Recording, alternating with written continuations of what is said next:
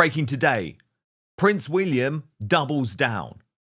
According to multiple sources, it's now a matter of when, not if, he strips Prince Harry and Meghan Markle of their royal titles, but they're not going to be the only one.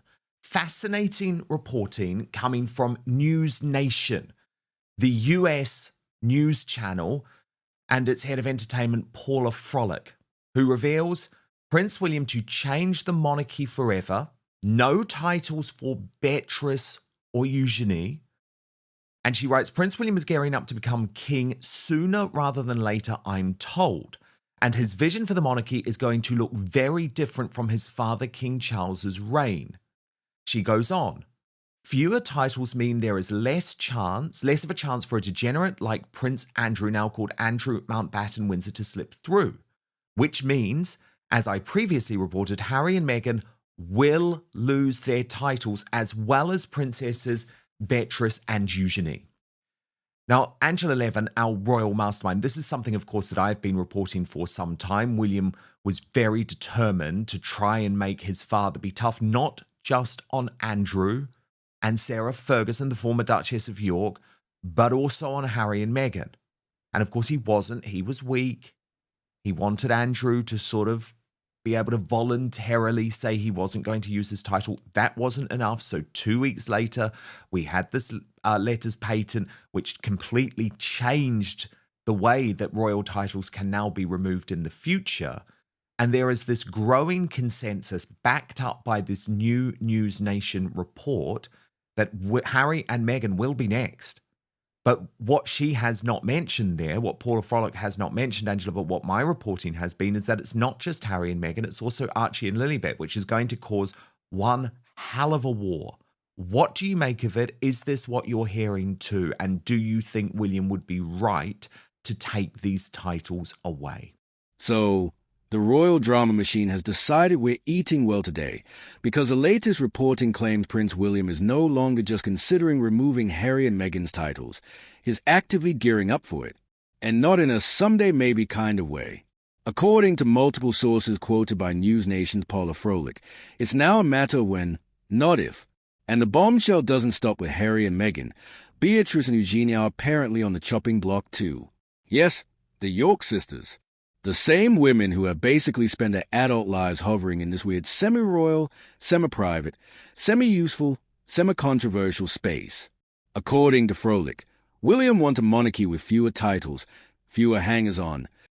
I hear lots of muddles. One person tells me one thing, another something quite differently. So I can't say which way it's going, but I do feel that actually having done it once with Andrew, you can do it again with Harry and Meghan. I would be delighted if that happened, because they have pushed everything beyond the end of the wall, because they just try and take people for granted that they're going to let them have what they want in the end, whether it's 24/7 protection, or it's just going to be nasty like that. And Meghan's actually threatened that she's going to take out some sort of terrible thing if it does happen, that she won't allow that to happen. But we'll see what the fight is when it gets going. But they have pushed themselves so far. They have behaved so badly. They still are. And they're taking what happens within the royal family and smashes it, because they want to win, especially Meghan. And she's drawn out of Harry all this nastiness, that he does exactly the same. And we can't have him going round. We can't have him going round to somewhere where William is going round, and he sort of rushes to be there first, so he looks good, and he then says to his father, look, I can be really helpful. In Canada, he said, didn't he, just a few weeks ago. So he's just playing. It's just playing. And Meghan just thinks she's too wonderful to be left out of it, and she will win, because she'll go to court if she doesn't keeps her title. I don't know, it's very hard. It's very hard to lose your title. But I do really hope that it's taken away. I mean, she's complained for over 6 years now. What a terrible time she had. She was nearly wanted to kill herself. She didn't want to live. Then what trying to get back in there somewhere. Nobody wants her. She's not going to listen to anything she's been told. And so let them live together anywhere they like, do what they like. As for their children, I think it's too terrible that we haven't seen their faces, not because I want to see what they're like, but these little kids must think very strangely of why they can't turn round when they're having their photos taken. They can't understand if they've got a family. They've got no idea if they've got a family except grandma and Meghan's mother. Otherwise, they haven't. So you can't really put them into the Buckingham Palace and say, look, if you feel like doing any work, do it. And if you don't, don't, because that's not going to be a way that Harry doesn't mind that, which is extraordinary.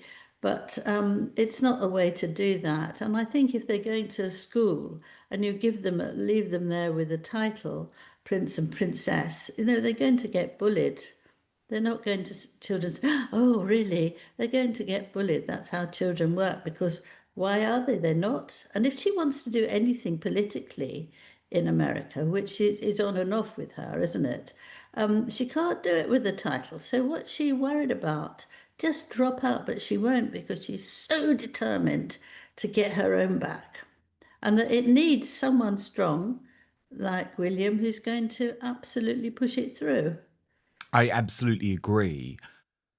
I mean, a couple of things to pick up on there, I guess, Angela. The first thing is that these children are being raised in some type of freak show. It's like they are Michael Jackson's children who were paraded to the world but Hung covered down up in outside the masks. window. Yeah, but then remember, he covered their identities and their faces in masks. So of course they're very likely to be messed up, growing up with such messed up parents who are using them in such a mucked up manner. So that's the first thing I would say. The second thing I would say on the titles is that I think what Prince William is acutely aware of, and this has certainly been my reporting, is that look at what happened when you allowed Fergie and Andrew to run rampant for so many years, chasing the cash while still sort of being pseudo members of the royal family. I mean, Andrew was an actual member of the royal family, but you'll remember the revelations in terms of Fergie trying to sell access to him, exposed by Maz Mahmood at the News of the World, the fake sheikh. So I think William is acutely aware that even if Harry and Meghan right now are earning their own money, that well is drying up. You've got to take the ability for them to damage the royal family in the future away, and you've got to do that now. You've got to do it swiftly. Fewer people using royal styling without doing royal work, and far fewer opportunities for an Andrew situation to happen again. Radar Online throws in another log onto the already raging fire. Insiders claim King Charles has become extremely withdrawn, stubborn, and pig-headed, especially as his cancer progresses. They claim he listens to only one person, Queen Camilla. Angela Levin, who literally wrote the book on Camilla, disagrees with the negativity. She says Charles is deeply caring and committed, and still doing meaningful work behind the scenes. She narrates stories of Charles helping young people, giving homeless youth a chance at real employment. What's interesting, of course, is that the view is that by taking the titles away from Beatrice and Eugenie as well, he won't be making such a personal point to Harry and Meghan, Archie and Lily, even though he is. It's him saying, look, if you are not a full-time working member of the royal family, you don't need these titles. Just like Zara Tindall doesn't have one of these titles, for example. Yeah, I agree with that. Zara does fine. She doesn't mind in the least. But I do think it's very difficult to have something torn away from you when your father and mother have behaved badly. And also, William is very fond of the two girls. They've helped out when they've had parties, or lots of people have been there and sort of like nurses, and they go around chatting and being very nice. I think it's very hard then. If you don't get it from the beginning, you're okay. But if you have it taken away from you, I think it's very, very harsh. And maybe he'd slightly think better of that. I have heard, though, that apparently they will be invited to the Christmas party. The two girls, Beatrice and Eugenie, they will be invited to that, whereas their parents won't. That's embarrassing, isn't it? I think it's the right thing to do because you can't actually punish children because their parents are so badly behaved, can you? No, but I it's think very sad for them because they have to make that almost impossible choice on Christmas Day. Do they make the decision to be with the royal family, which is obviously something they believe in very strongly, and be with their relatives, or be with their parents who they do love, but their have had a parents very might not be difficult time? together either, No, might they? no, No. maybe not anymore. Angela, King Charles is coming in for a lot of criticism, though. A lot of focus saying that amidst his health battle, and we know how serious his cancer now is, he has not really handled his reign in the most appropriate manner. And this new reporting from Radar Online suggests that he's actually now so in his shell, he only really listens to Camilla, to Queen Camilla. So let me take you through their reporting, Andrew, and then, of course, I'll get your reaction as Queen Camilla's biographer. Radar Online reports King Charles is doomed to remain pig-headed and stubborn to the end, as only one member of the family is capable of challenging him on any of his decisions.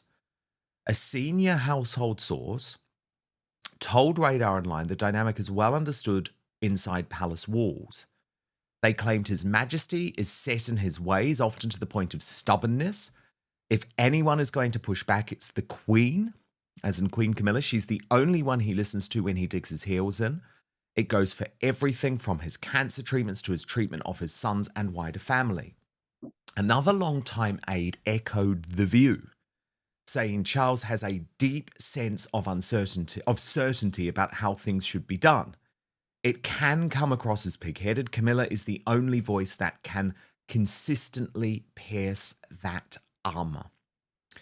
So, Angela, I mean, firstly, is it fair to describe King Charles at the moment as pig-headed and stubborn in terms of the decisions that he's making? And secondly, as someone who, has spent all that time following Camilla and her influence, is it true that really now she is the only one who can get Charles to see sense on particular issues? And generally being more compassionate than people realize. But she does confirm Camilla's role. Camilla is the emotional stabilizer. She doesn't interfere in policy or crown decisions. She simply supports Charles as a human being, not a king. And Charles listens because she's the one person who doesn't try to control him. Angela contrasts this with Meghan, who she says expects Harry to orbit her, while Camilla prioritizes Charles' well-being above her own public image. In other words, Camilla equals steady, quiet support. Meghan equals loud, public pressure.